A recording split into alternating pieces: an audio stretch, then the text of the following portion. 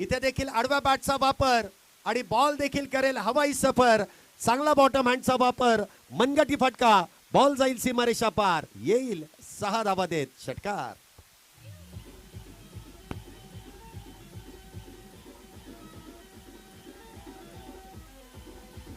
धन्यवाद. नुकतंच ज्यांचं शुभागमन होत आहे टेमघर गावचे सरपंच माननीय सुनील भाऊ मरगळे. इथे देखील मोठा फटका, फटका अगदी दूरवरती खेळलाय. नाही थांबणार, नाही वागणार, नाही झुकणार, फक्त आणि फक्त दोन चेंडू आणि षटकार. 3 धावांची गरज.